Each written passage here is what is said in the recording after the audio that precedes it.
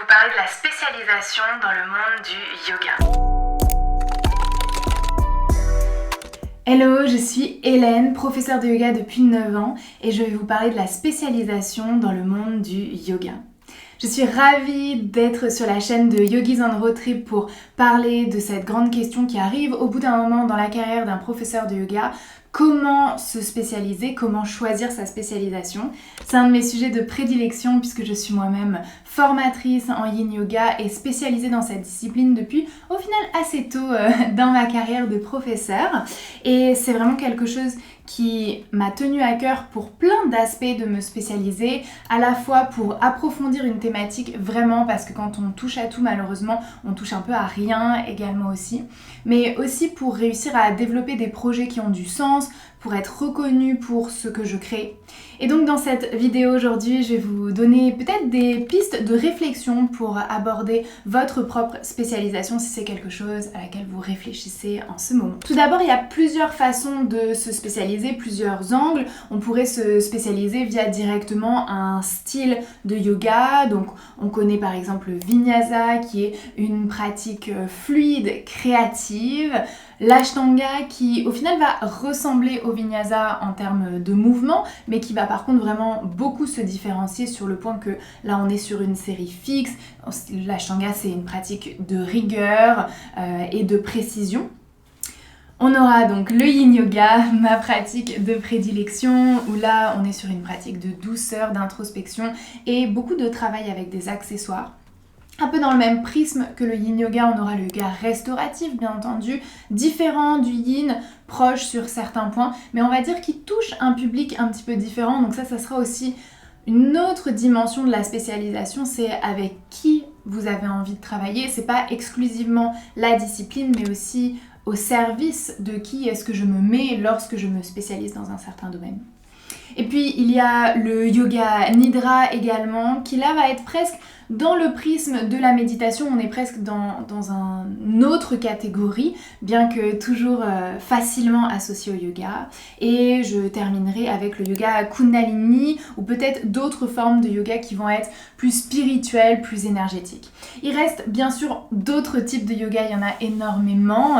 Vous pourriez choisir de faire du Jivamukti, du yoga du visage. Voilà, la liste pourrait durer vraiment très très longtemps. Donc déjà, dans un premier temps, j'ai envie de vous dire, si vous n'avez pas été confronté à énormément de formes de yoga, n'hésitez pas à explorer, à aller creuser peut-être en dehors de ce qui existe déjà sur votre marché et à oser explorer. On a, on va dire, les styles de yoga assez classiques et puis après on a des choses qui en découlent. Peut-être que vous ne connaissez pas le Katana Yoga qui est une autre forme de yoga. J'ai pas mentionné le Hatha Yoga parce que pour moi le Hatha c'est la source de tout, mais on peut aussi se spécialiser en Hatha particulièrement. Donc déjà, peut-être une première approche de se dire quelle est la pratique qui me fait vibrer. Qu'est-ce que j'aime transmettre le plus? Qu'est-ce que j'incarne le plus? Parce que attention, choisir sa spécialité, c'est pas comme aller au marché et choisir ce qu'on a envie de manger ce soir. C'est vraiment déterminer qu'est-ce que l'on incarne, quelle énergie vibre en nous et qu'est-ce qui va pouvoir ainsi créer une alchimie parfaite. Parce que se spécialiser, c'est bien sûr dans le but aussi d'avoir une carrière de professeur de yoga qui fonctionne, dans le but de réussir à transmettre pleinement tout ce que l'on désire à nos élèves, aux personnes qui vont avoir envie de recevoir notre enseignement. Et donc pour ça, il faut vibrer la pratique sous tous les pores de qui l'on est. Donc demandez-vous aussi qui suis-je, faites un travail d'introspection pour déterminer quel type d'enseignement vous correspond le mieux à vous. Est-ce que vous êtes une personne créative? Est-ce que vous adorez créer vos flows? Ou est-ce que c'est quelque chose qui vous draine, qui vous demande beaucoup d'énergie? Quelle pratique aimez-vous pratiquer vous en tant qu'élève? Qu'est-ce qui vous fait vibrer? Qu'est-ce que vous n'avez jamais fini d'explorer vraiment en profondeur? Au-delà de qu'est-ce que l'on aime soi, il y a aussi une dimension réelle, la réalité du marché. Si par exemple je me spécialise en Vinyasa, peut-être que j'aurai un petit peu plus de facilité à trouver beaucoup de créneaux. C'est un style qui est assez populaire et qui peut être mis un petit peu à toute heure dans le planning par rapport à si je me spécialise en yin yoga ou même en yoga restauratif, où là, il n'y a peut-être pas tous les horaires qui sont adaptés à ce genre de pratique. tous les studios aussi. Si le studio est froid et bruyant, n'a pas de matériel, ça y est, ça devient beaucoup plus compliqué pour transmettre, on va dire, le cours de la meilleure des façons possibles. Bien sûr, chaque pratique aura son point négatif. Le Vinyasa demande beaucoup de créativité, de se renouveler. Donc ça peut être quelque chose qui vous stimule ou à l'inverse qui vous fatigue. L'Ashtanga, c'est un style qui peut être à la fois plus reposant de ce point de vue-là. C'est des séquences toutes faites, vous n'avez pas à les créer. Donc est-ce que ça, c'est quelque chose qui vous semble chouette, plaisant? Je peux vraiment aller dans les profondeurs de chaque mouvement, de chaque posture. Je n'ai pas à m'éparpiller dans une création de séquences artistiques.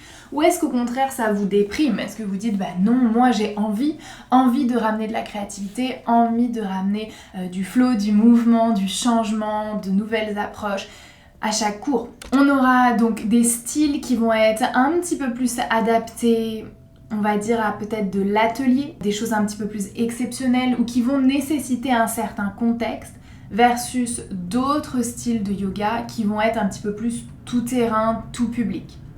Si vous choisissez de vous spécialiser par exemple en Power Vinyasa, eh bien vous déterminez aussi que vous ne vous adressez pas à un public débutant ou à un public blessé, à un public de personnes plus âgées, etc. Donc c'est ça aussi la question derrière, c'est où est-ce que j'enseigne, où est-ce que j'ai la possibilité d'enseigner et où est-ce que j'ai envie d'enseigner. Puisqu'il y a des disciplines qui vont aussi être particulièrement propices à la pratique en ligne. Par exemple, ça peut être le cas du yin, du restauratif, mais aussi du yoga nidra, des disciplines qui seront très agréables à faire directement chez soi, versus si vous faites un yoga plus acrobatique. Évidemment, il y a beaucoup de gens qui auront un petit peu plus peur de faire ça tout seul chez eux, et donc le fait d'être encadré, d'être ensemble dans une salle avec vous qui vient spotter les élèves, eh bien ça va changer la perception. Et puis après, on peut creuser encore plus loin, aller dans une couche supérieure de tout ça avec les spécialisations d'enseignement. Donc à l'intérieur du style, c'est-à-dire que j'ai fait déjà cette première étape, je sais le ou les styles que j'ai envie d'enseigner particulièrement, dans quoi j'ai envie de me spécialiser, mais encore à l'intérieur de ça, je peux aller plus loin avec par exemple une spécialisation au niveau des ajustements, des alignements, du séquençage, peut-être de l'anatomie, de l'approche de votre cours. Ça, c'est quelque chose qui va rendre votre cours mémorable. C'est-à-dire que j'ai pas juste fait un cours de Vinyasa, j'ai pas juste fait un cours de Yin, j'ai fait le cours de Yin à la sauce, voilà, avec cette petite particularité en plus. Et ça, c'est vraiment essentiel, extrêmement important. C'est comme ça qu'on va se souvenir de vous. Alors si vous débutez, pas de panique, parce que quand on débute, on est là, oh là là, mais moi j'essaye déjà de me souvenir de la méthode. C'est ok, c'est des choses qui s'installent au fur et à mesure du temps. Mais en tout cas, c'est une graine à avoir dans sa tête qui doit germer petit à petit avec cette idée que votre objectif et la façon dont vous allez briller, ce n'est pas en copiant les autres, mais c'est vraiment en créant votre méthode, votre style, votre patte, une saveur qui vous est propre et qui va permettre à vos élèves de garder en tête vos cours. Et vous savez, c'est quand les élèves ensuite ils commencent à dire « oui mais ma prof, oui mais mon prof » et en fait ils sont votre meilleure publicité, ils parlent de vous et ils ont conscience que vos cours sonne différemment que le cours de quelqu'un d'autre. Parce que vous avez assumé pleinement votre préférence, votre patte, votre style, votre spécialisation. Et donc pour ça, bien, il faut se former et pas se former forcément en partant dans tous les sens. Je connais un peu cette sensation qu'on peut avoir de panique quand on débute en se disant « oh là là, mais il faut que je me forme en ci, en ça, en plein de domaines différents ». Bien sûr, si ça vous plaît, je ne suis pas là pour vous priver, mais disons que s'éparpiller ne va pas servir cette image et cette identité que l'on a envie de construire via la spécialisation. Donc l'idée, c'est plutôt de se dire dans quoi est-ce que j'ai envie de me spécialiser et à partir de ça, comment est-ce que je peux me former dans les disciplines qui vont créer une arborescence parfaite autour de cette spécialisation. Par exemple, moi qui suis formée donc en Yin Yoga, évidemment, puisque maintenant je suis formatrice de Yin Yoga, j'ai fait plein de formations pour m'aider autour du yin. Donc j'ai fait par exemple des formations qui n'avaient pas de rapport avec le yin yoga mais qui étaient en rapport avec l'anatomie. J'ai fait des formations qui étaient en rapport avec la lecture du corps. Je me suis formée en sonothérapie. je me suis formée dans différentes techniques de respiration et de méditation. Et donc ces formations-là, c'était pas des formations de yin, mais dans mon arborescence du style d'enseignement que j'ai envie de transmettre, en fait, c'est des choses qui viennent parfaitement s'imbriquer ensemble. Et donc ça, c'est à vous de faire tout ce travail de réflexion, de se dire d'abord, quelle est la pratique que j'aime? Qu'est-ce que j'aime transmettre? Quelle est ma réalité également? Si par exemple, le style de pratique que vous voulez particulièrement enseigner, c'est plutôt un style qui se fait sous forme digitale, admettons, vous, ce que vous aimez particulièrement faire, c'est des pratiques qui durent 20 minutes de respiration, ça va être beaucoup plus difficile, je dis pas que c'est impossible, mais ça va être beaucoup plus difficile d'aller démarcher des studios en disant voilà, je veux donner que des cours de 20 minutes de respiration. Ils vont dire ça rentre pas dans nos abonnements, voilà, c'est compliqué. Donc il faudra se dire ok, dans ce cas-là, moi c'est plus sous le format digital. Alors parfois, c'est des conflits qu'on rencontre. On se dit mais c'est ça que je préfère, mais j'ai pas envie de faire du en ligne. Ça c'est à vous d'aller aussi un petit peu accepter, on va dire, les rouages du métier et d'accepter que dans n'importe quel métier, il y a des contraintes et il faudra aussi s'y plier pour réussir à obtenir le succès que vous pouvez obtenir. Et de toute façon, si vous restez bien jusqu'à la fin de cette vidéo, vous pourrez ensuite accéder à la masterclass de Yogis on Road Trip qui vous aidera sur ce chemin et sur ce travail de développement personnel, puisque sortir d'une formation de yoga, ça nous donne les clés pour une toute petite partie du métier, mais ensuite il y a beaucoup d'autres facettes du métier d'entrepreneur qui sont à prendre en compte pour réussir à savourer pleinement sa passion, parce que sa passion de professeur de yoga ne peut que vivre dans le temps si vous n'êtes pas épuisé, si vous avez le succès que vous méritez vis-à-vis de l'effort que vous mettez dans votre travail. Tout ça, c'est quelque chose qui se répond. Si j'ai beaucoup d'élèves, que mes élèves sont contents, que mes élèves aiment mes cours, je viens donner mes cours en étant heureuse, en ayant de l'énergie, en ayant de la créativité. Je me forme pour eux. C'est vraiment une énergie donnant-donnant. Donc, n'ayez pas peur de ce côté entrepreneurial en pensant que ça va atteindre, on va dire, ce côté yoga qui devrait un peu être détaché de certaines idées. Parfois, on a cette projection-là. Oubliez ça, parce que au contraire, plus vous serez heureux et heureuse dans votre entrepreneuriat, dans votre business, dans votre entreprise, plus ça viendra aussi nourrir votre pratique de yoga. Les deux se répondent. Quand on a tous nos signaux intérieurs qui sont alignés, alors on ne peut que se sentir bien et ça se transmet aussi à nos élèves. Alors je sais que souvent une idée persiste une fois qu'on a donc choisi sa spécialité de style de yoga, choisi sa spécialité même à l'intérieur de ce style de yoga. Est-ce que je l'enseigne plutôt via la philosophie et pédagogie du yoga, via l'anatomie du yoga, via les pranayamas, la méditation, les chants de mantras, voilà, tellement de choses qui pourront ensuite vous permettre de créer des cours spéciaux, des ateliers et également des formations, peut-être au fur et à mesure du temps. Eh bien, souvent on se dit, oh là là, mais moi je veux pas forcément faire que ça. Ça, je sais que c'est une inquiétude qui peut persister, cette idée que spécialiser égale s'enfermer. Alors là, je vous arrête tout de suite et je peux vraiment parler de mon expérience. Au contraire, se spécialiser va faire connaître votre nom et vous donnera plus d'opportunités. Je sais ce qu'on se dit, on se dit, mais moi, ok, j'ai bien envie de me spécialiser dans tel domaine, j'ai bien envie de me spécialiser dans le yoga nidra, mais en vrai j'ai pas envie d'arrêter pour autant de donner des cours de vinyasa, des cours d'ashtanga, des cours de hatha, des cours de je ne sais pas quoi.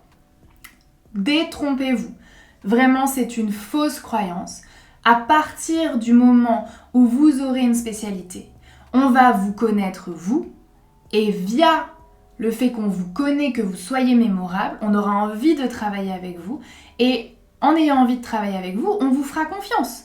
C'est-à-dire qu'à partir du moment où vous serez connu pour des super cours de yoga nidra, on vous connaîtra, on se dira oui mais cette personne elle a une bonne réputation professionnelle et donc j'ai envie de travailler avec cette personne et vous allez arriver, vous allez dire mais tu sais je donne aussi des cours de vinyasa et let's go, c'est parti.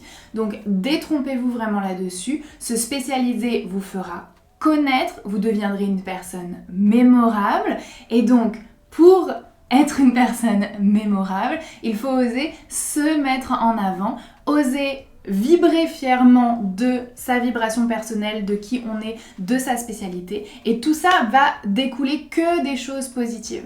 Alors souvent là on se dit ok, donc il y a tout ce travail de réflexion intérieure personnelle, mais ensuite comment faire pour promouvoir cette spécialité, comment faire pour démarcher des studios, comment faire pour créer des ateliers, comment faire pour lancer des retraites.